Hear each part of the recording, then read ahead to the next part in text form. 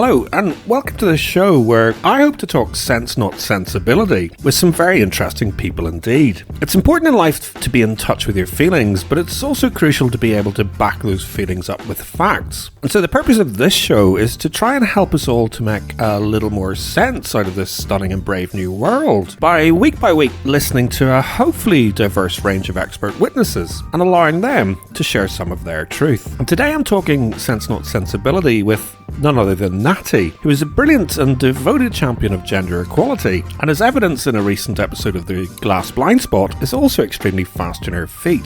Talk to me. Talk to me. She won't let me go. You just threw milkshake on my friend. Go. Did you throw milkshake on my She friend? won't let me go. What's your name? She won't let me go. Did you throw milkshake on my friend? Go. Did you throw milkshake on my friend? Thank you, sir. Did you throw milkshake on my friend? I sat down for a chat with Natty a couple of weeks before that now infamous Cambridge feminist kerfuffle, where she managed to single-handedly apprehend a milkshake-throwing assailant who is currently under investigation by Cambridgeshire police. For the uninitiated, Natty is an extremely busy activist and freelance events coordinator, who amongst other things is a regular contributor to Honey Badger Radio, one of the coordinators of the annual Messages for Men conference in London, and a member of the Ladies for Philip Davis coalition. She's whip-smart, fast on her feet, and she's also very funny, as highlighted in one of the very first videos featured on this channel. So if a movement came about where they wanted some men's officers and they wanted to get funding specifically for men and working class men or whoever needed it, you would support that, yeah? I would support equality in all of its forms, and what I would know from evidence-based literature is that currently in society the inequality more falls towards women being represented. We're talking about universities here. Well, yes, I've been to university, I'm aware. What I would say is in university and everything that we're aware of, especially in the sciences, the inequality has fallen more towards women being represented in the sciences.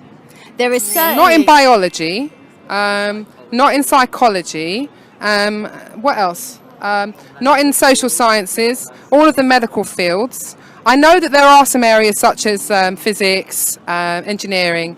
I know that is dominated by men still, but all of the other areas of sciences and all of the other subjects, in fact, are now dominated by women. Shut up, misogynist! So I was keen to talk to Natty about the way men's rights activists are portrayed by the media, and particularly her thoughts on Hope Not Hate's recent State of Hate report, which essentially branded them all to the right of far right. But to begin with, Natty told me a little bit about what motivates her personally, and how she came to become an advocate for men's human rights. Okay, so I'd say my personal motivation is that I noticed all these issues some years back. Yeah. And I just thought, well, I kind of completely agree that something needs to be done. I agree that more people need to be talking about it and more women need to care about it. And this is the role I'm going to embrace. It was kind of just a decision that if it wasn't going to be this, it was going to be something else. But what I mean is I made an assessment of what I thought was that had the most pressing need. Yeah. And I did think about becoming a therapist for men because I was trying to become a therapist at one point. But to be honest, I felt that would probably stifle my voice because you need to adhere to, certain standards and regulations and things. And I think there's a reason why there's not that many therapists out there that talk so openly. Yeah. Okay. Actually, kind of one of the criticisms that is very often sort of pointed at men's rights activists is that they don't do anything. Okay, either number one, that they just slag off women, and by women they mean feminists. Okay, but sort of that's one of the points that's put out there. But also there's this point about sort of men's rights activists aren't actually engaged in, for example, putting together a men's shelter or in the example that you've just mentioned, kind of why aren't they working as therapists?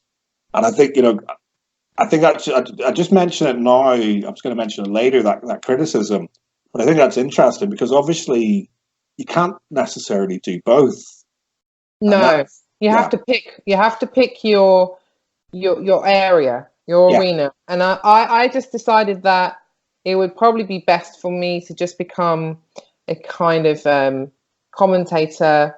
I used to be an event organizer, so that's what I know. Yeah. And so I was like, well, why wouldn't I just do what something according to my strength? And I in fact, I would like to start organizing more events. Yeah. And it didn't make sense to just fully take on something new that I've never done before at my age, Yeah. Yeah. So, and I recognize that I have this kind of gynocentric power as a woman to get attention.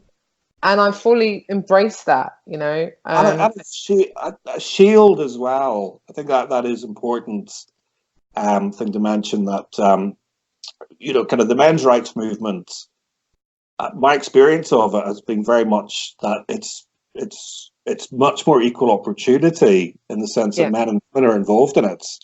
And kind of almost, some of the most prominent and successful men's rights activists are women, and part of that is because it is just a little bit harder. It's not impossible, but it's a little bit harder to smear them just simply as misogynists, and that's your shield. Yeah, well, I think that it represents men and women working together. Yeah, and also recognizing the reality of things, because women like me, like Elizabeth, like everyone else involved who are way more influential than I am, they will actively say, I have all these men around me who support me, who inspire me, whose masculinity I fully respect, and I can say as a woman, like, this is something that I fully appreciate, and this is my gift back to all the work that you guys are doing all the time. Right? And I understand that people are not going to dismiss me as quickly if I speak out, and I'm willing to do that. And so it's a sign of unity between the sexes, I believe. Yes. Because when we look at the dynamics of men and women throughout human history, that has always been the case. It's always been men holding up women. Yes. And saying, look at what we've done for you and for our family, for our families. Yeah, because they do it for their families. And women holding up men as well. It is that's yeah, and there's just this women trying to do it back by saying, okay, well, this is my strength, or this is my privilege that I have as a woman. Yeah. So I'm going to return the favor. So it's just an outward display of how men and women work together, in my opinion.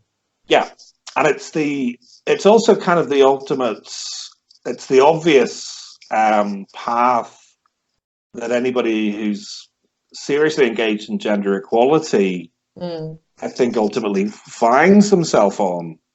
Certainly, in my opinion, and I think we've all had that debate about it's the age-old, well, feminism is just about equality between men and women. So you're so bored. Yeah. Already. Yeah. Anyway. Yeah. Yeah. So if you don't believe in feminism, then you don't believe in equality between men and women, which is complete nonsense, clearly.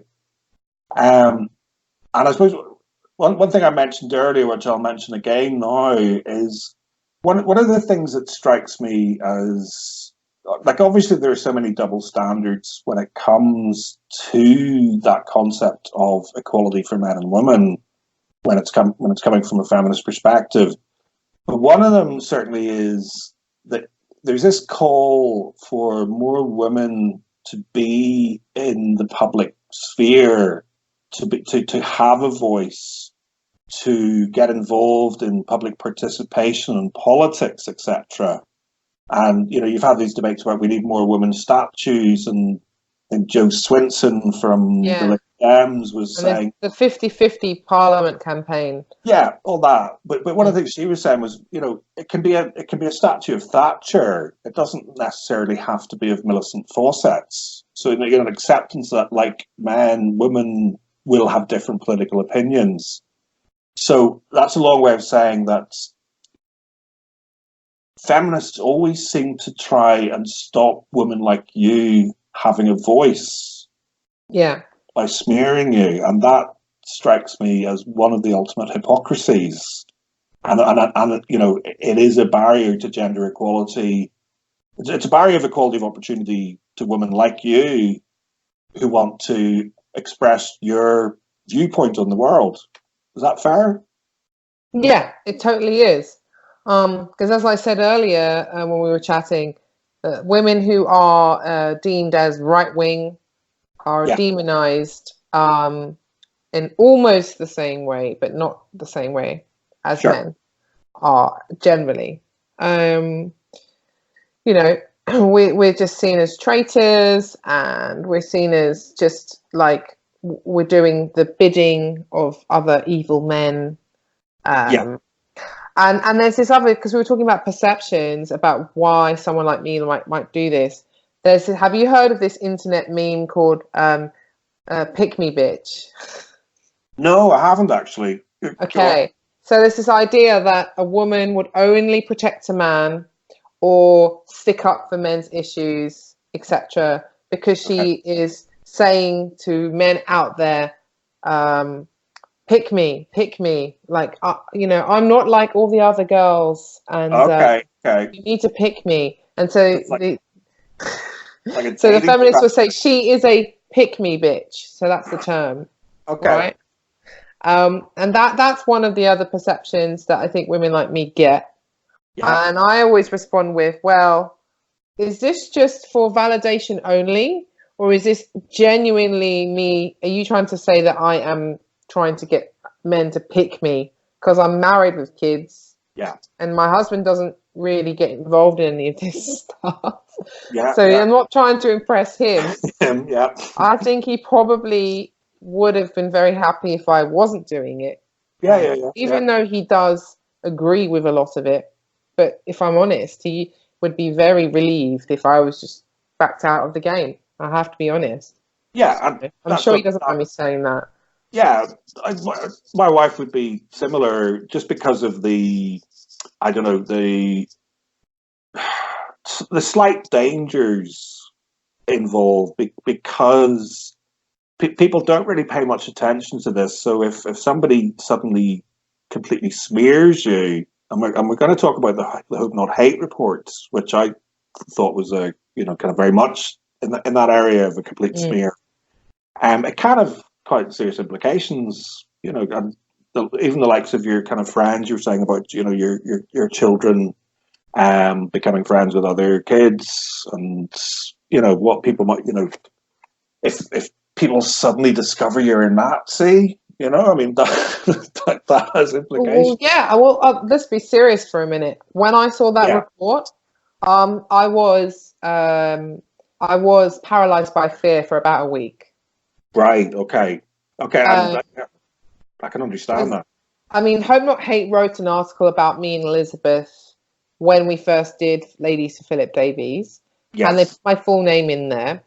And partly it was my fault in the sense that I made it public that I wanted to have a debate with this internet troll called Claire Core, because she kept bugging me, and she's like this infamous internet troll who writes this really extremist blog, and she kept bugging me for ages, and I thought it would be really funny to do a debate with her. So I went to an event that was organized by there's this guy called David Parry. He's kind of like I wouldn't say he's kind of like an occultist, which isn't as bad as you might think, but anyway, he's an anarchist. And then also there's a nationalist guy who runs this event, and it was called the Extremist Club. And the idea of that event was that anyone can go there, have debates and do talks from any viewpoint, About right? anything, yeah. And they have all kinds of people going to that event of all different persuasions. Yeah. So I So decided it's to like go to almost this a event. different topic each month. Is that Yeah. right? Different, Yeah.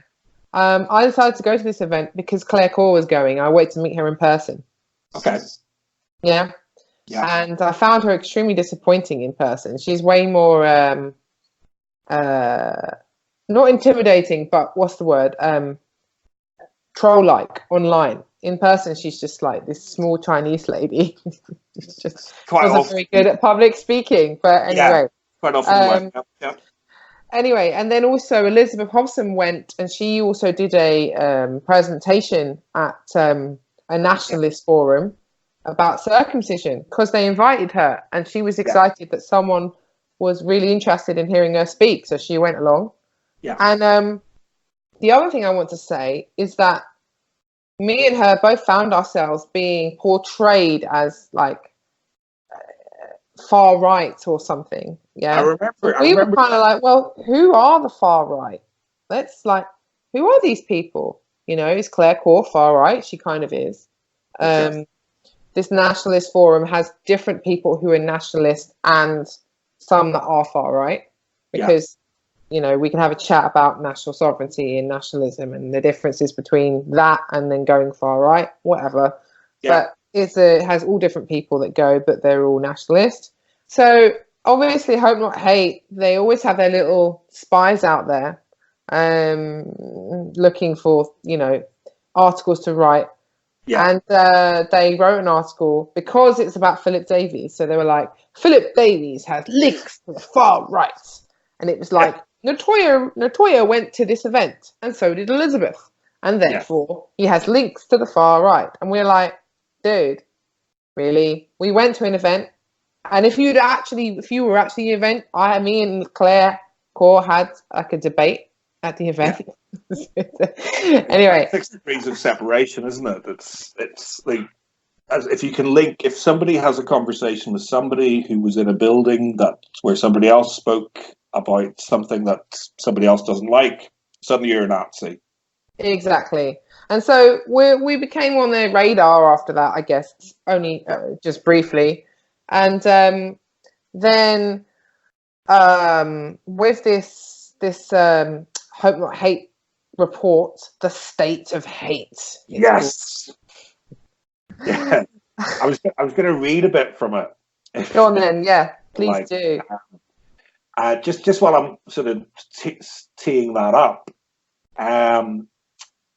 would there be any expectation? I mean, I'm not massively familiar with Hope Not Hate, but I'm certainly aware that they are a charity that certainly probably have their flaws and are kind of, have a curious sort of origin story.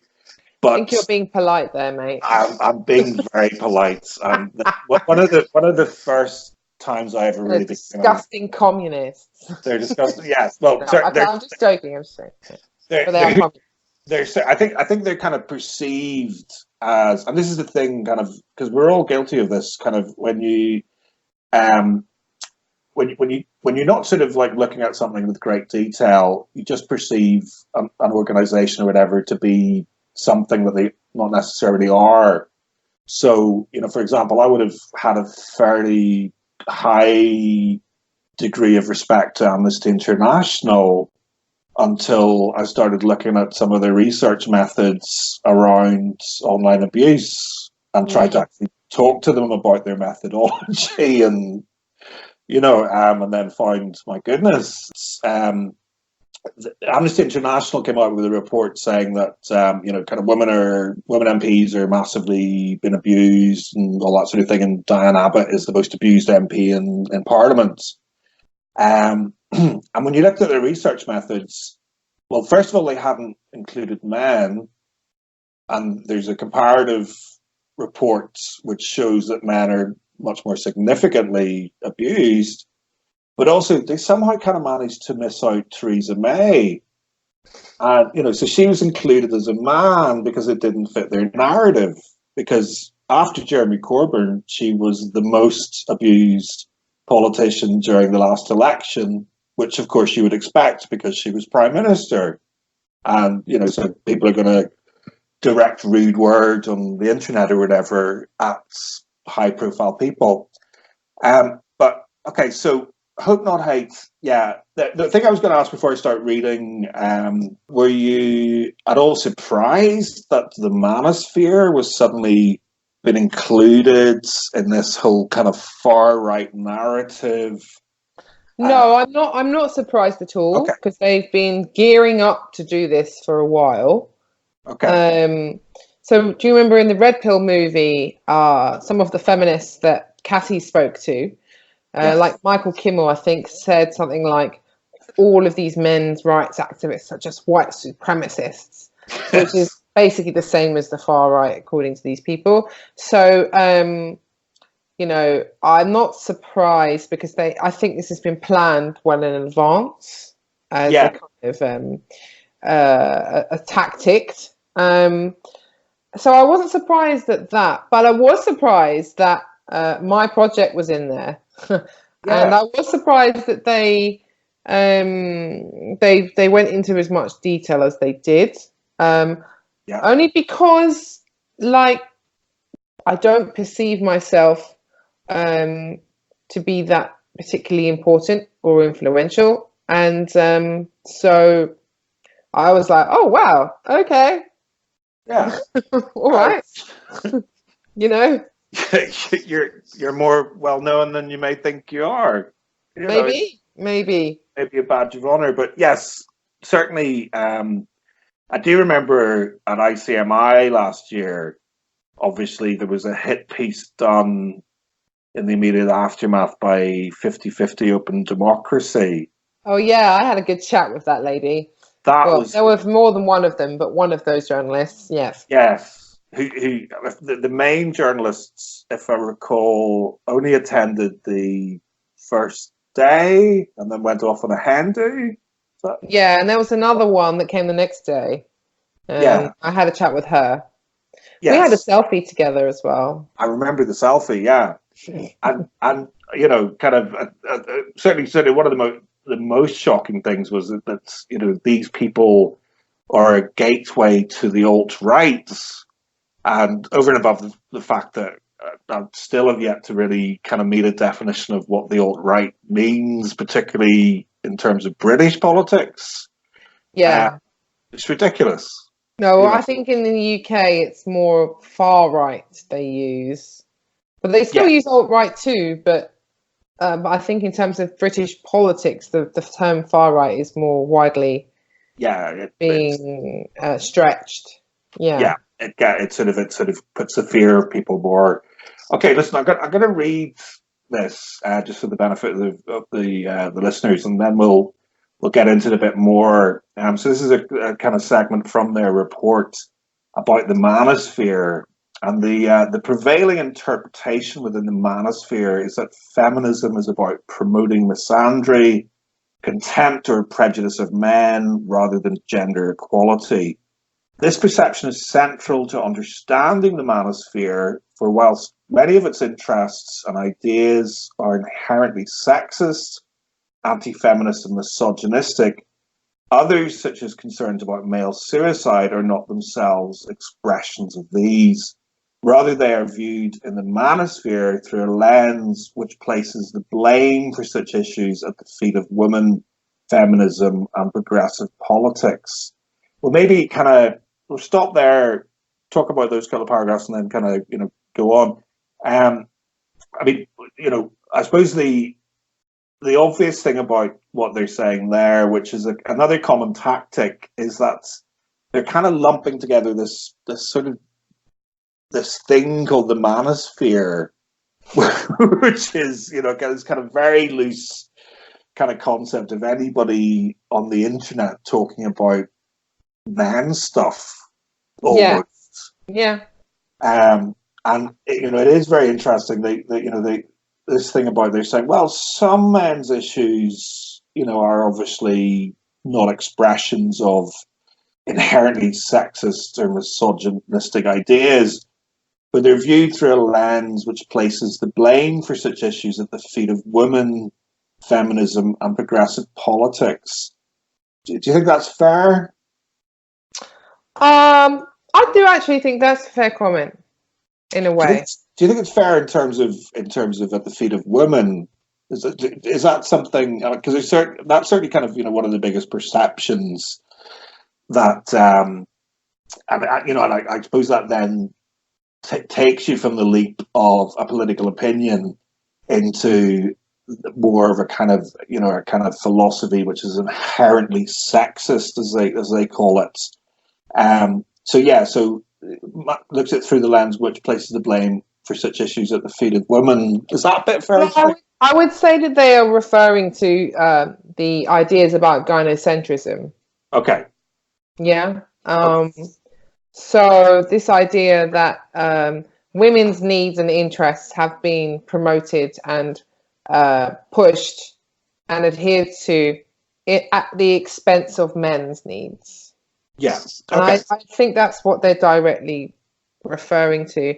And that isn't necessarily only about feminism, because feminism is like a kind of political arm of gynocentrism. Yes. Whereas, you don't necessarily need to be a feminist to be gynocentric. Yeah, absolutely. So that is a fair comment. I actually was impressed with that kind of write-up in a way, because they have been guilty of the past of being extremely lazy and just saying things like, they're all sexist, misogynist, don't read them, or something. Yes. But actually this was reasonably succinct. I don't know. I thought. Yeah. Okay. And obviously, I disagree with the view that it's the result of misogyny and sexism. Yeah. Obviously, but just saying that I was actually more accurate than I thought it would be. Yeah. No, I would agree. Like, kind of, it's almost like the sort of the sleight of hand, which is where it becomes just so intellectually dishonest, because you kind of, I suppose, you're talking about this big group, and this is kind of perceived as, kind of pickup artists, men going their own way, incels. They're all sort of seen as this thing within the manosphere, and certainly, that aspect of that the manosphere in that concept, including men's rights activists, place the blame for such issues at the feet of women, feminism, and progressive politics.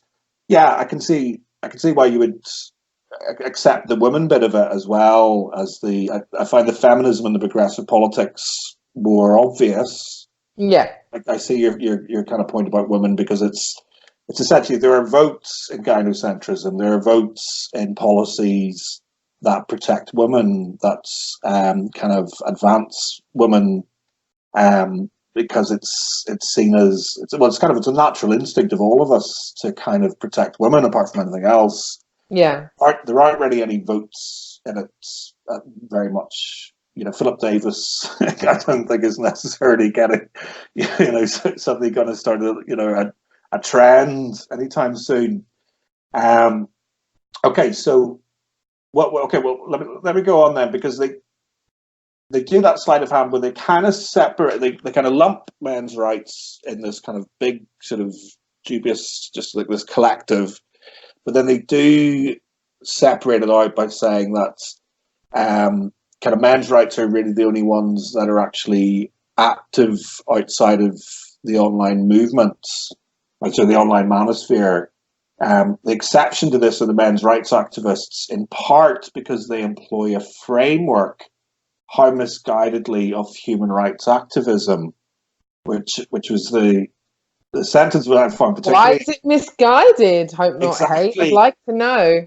Yeah, that was the bit that that's interesting. So the men's rights activists employ a framework of human rights activism, and that because ultimately when you read the full report, or that full section in the round, they're basically saying we are feminists. We're a feminist organization. We support feminists. We support feminism.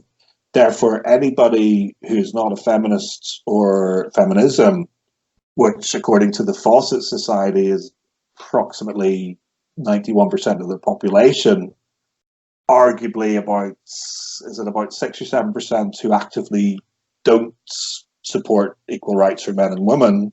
So that might be your actual far right, so to speak, or that extreme view. Basically, 91% of the population are kind of sort of potentially leaning towards the far right because they're not feminists. So yeah, that struck me as interesting. Because you have that human rights framework where we all have the Human Rights Convention, but then you also have an extra layer on top of it, which is only for women, which the feminists have lobbied for. Yes. And they're basically going, yeah, we support that. For example, the Equality Act has numerous clauses which give special rights or special policies for women only. Yeah, that's interesting. Might be worthwhile kind of teasing that out a bit, because I often think that the perception of kind of what the Equality Act does specifically allow or promotes is actually much, it's much wider than the reality. Because we did have a case recently where a police force was found to have discriminated against their officers on grounds of sex and race. Yeah. Because they were basically screening out white men from promotion from recruitment. And their argument was, well, the Equality Act says that we can do that. And the Equality Act didn't, say they could do that. An act is only as good as how it's actually kind of sort of policed. And I think because there is no opposition to feminism, or very little opposition, if they start pushing that into the real world, that's not necessarily where the legislation sits. The thing about all-women shortlists in politics is one of the few cases where there is that blatant discrimination exception allowed. You also have kind of exceptions about sort of the type of work you do. Yeah. And, I think there's a good argument that's exploited and stretched, particularly in the domestic violence sector.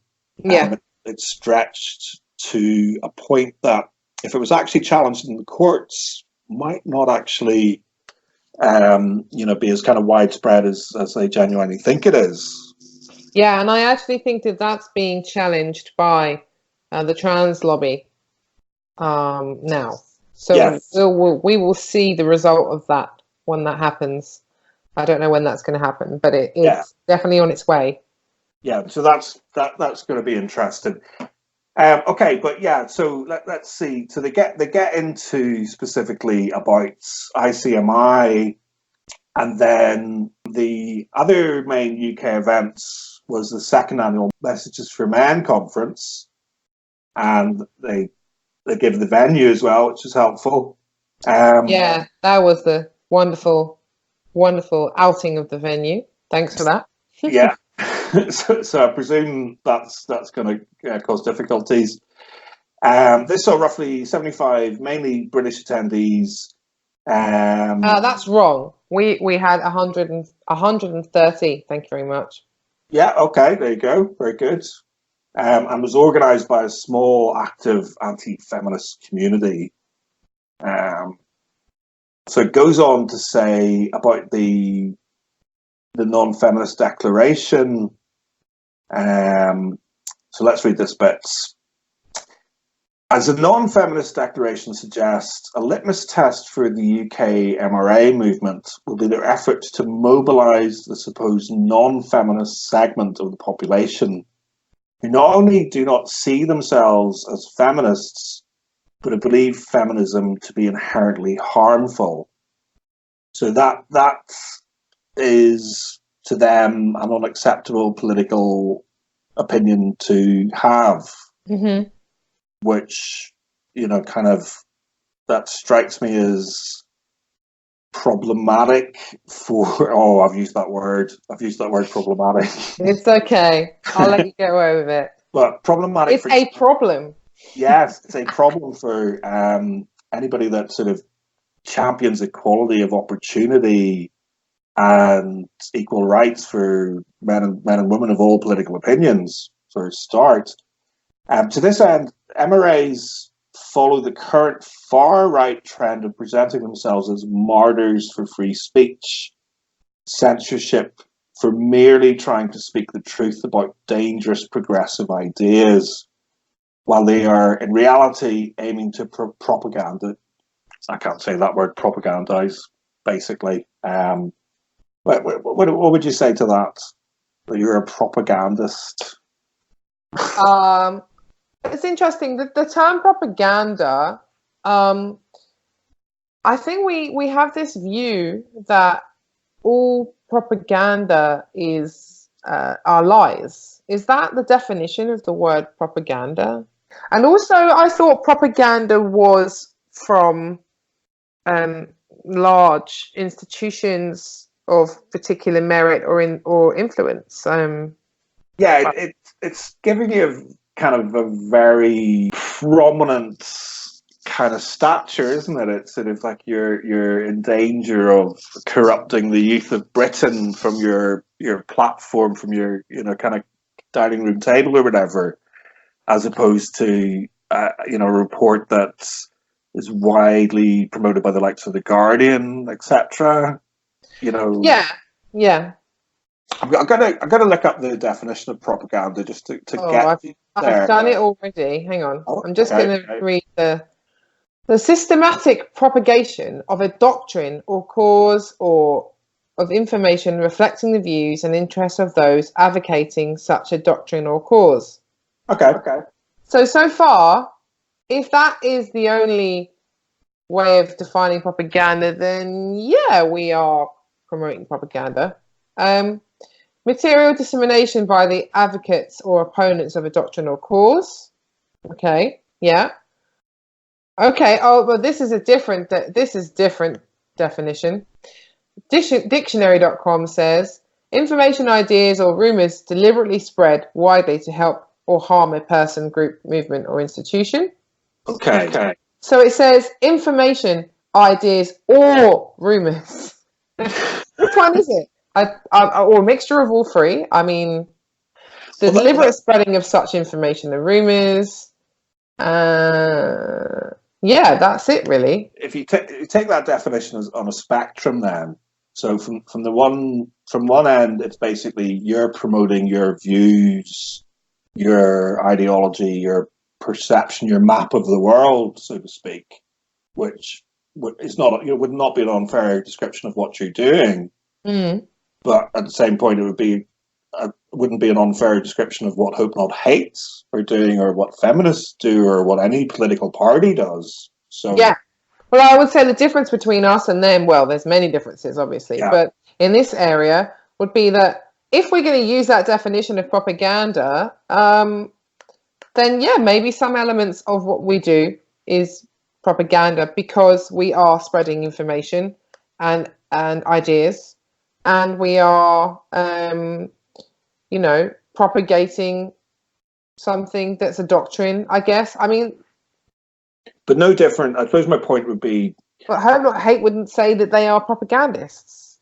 Yeah, and that's the some of the bits of the reports, and obviously without getting into the history of kind of Hope Not Hate and how credible or incredibly non-credible as an organisation they are. One of the things, and it's similar to something that Laura Bates said in her book about everyday sexism, is that kind of men's rights activists are sort of obsessed with conspiracy theories. They're conspiracists. They're kind of they're in that that you can put them in that basket along with all just that term conspiracy theories and everything that sort of is attached to that. And yet kind of, well, two things. First of all, feminism, that strikes me as kind of could much more easily be argued, or at least as equally be argued as, kind of a group that are, obsessed with conspiracy theories like the patriarchy, for example, or hegemonic masculinity, or, these kind of sociological terms that when you actually start to dig down into them are a little bit sort of difficult to prove. But the other bit is, when you look at other sections of Hope Not Hate's reports, one of the conspiracy theories that Hope Not Hate were concerned about was that the vast majority of British people apparently have an opinion that the BBC espouse slightly leftist views. Well, look, the people that work at Hope Not Hate are so far left that they think the BBC is right wing. Yes. Yeah. Okay. Or at least some of them do. Well, maybe not all of them, but I've seen that view before. Yeah. I follow a kind of, fairly wide group of people on Twitter, and, some of them are Remainers, and they're obsessed with how biased the BBC are towards Brexit, which, particularly if you look at the question time panels, for example, and the audit was, that was done of how many, it's usually 4 Remainers to 1 Brexiter if you get a Brexiter on the panel. Just in terms of actual quantitative data that you can crunch down.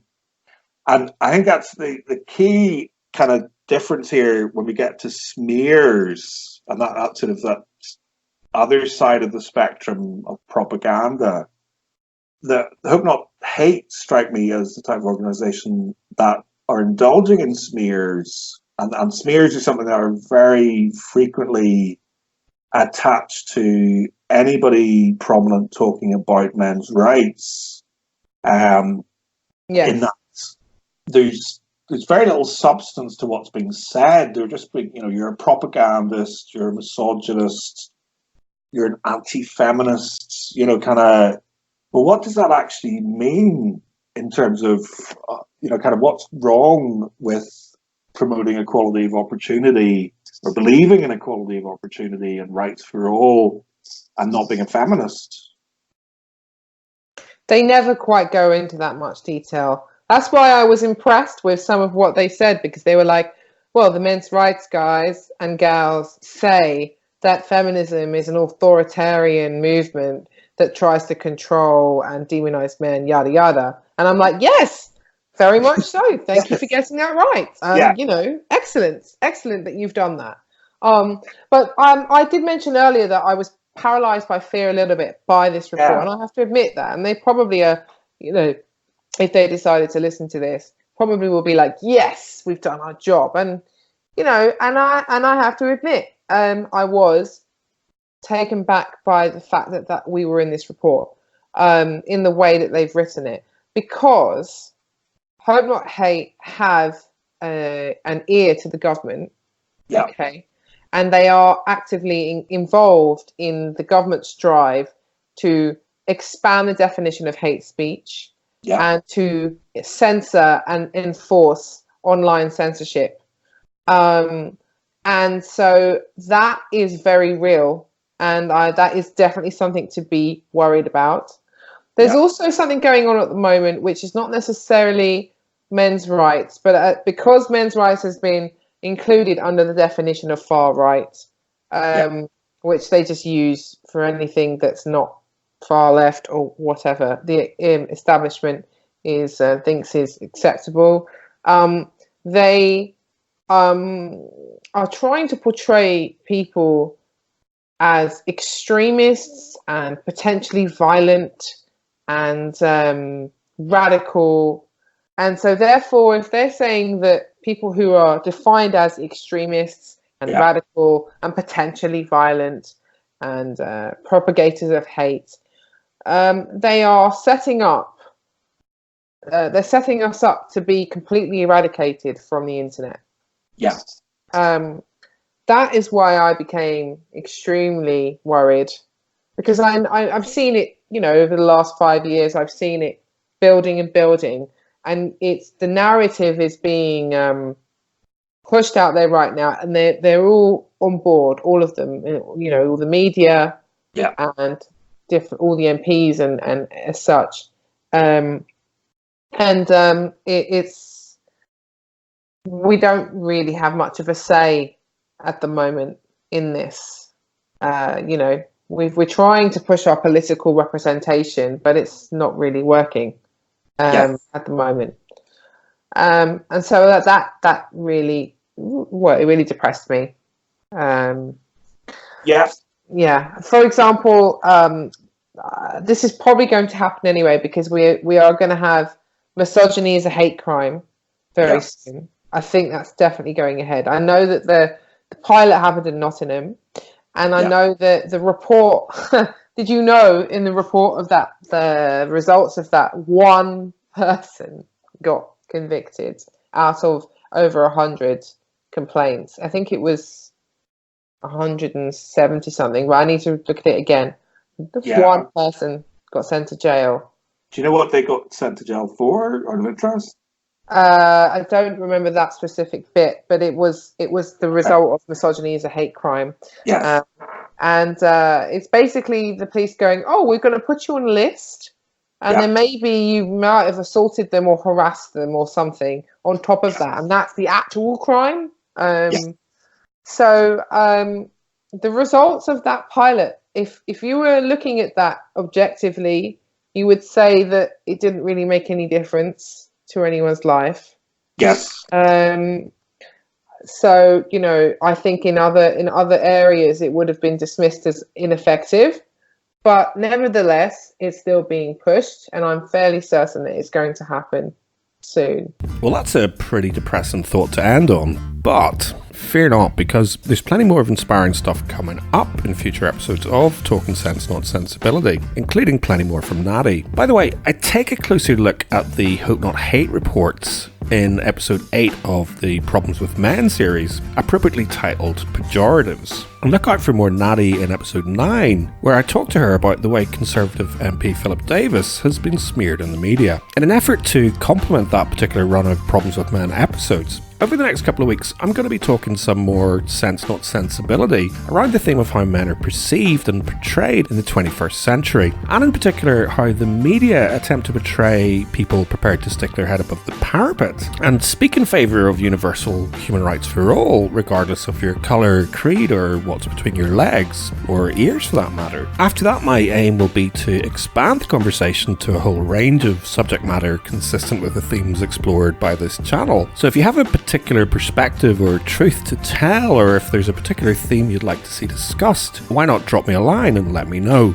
In the meantime, why not check out the links below the line and find out more about Natty. And if you happen to be a lovely lady living in the Greater London area, stick around after the closing credits, because Natty has an extra special message just for you. And as for the rest of you, thanks for listening, and don't forget that if you see an elephant, can't you see it too? There's an elephant in the room.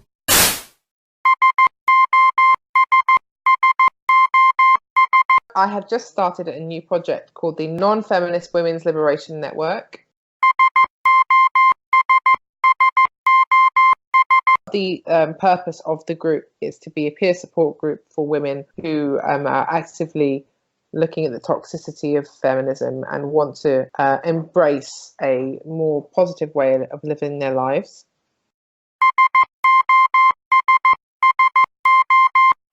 So if you are interested in the Non-Feminist Women's Liberation Network, then please find us on meetup.com.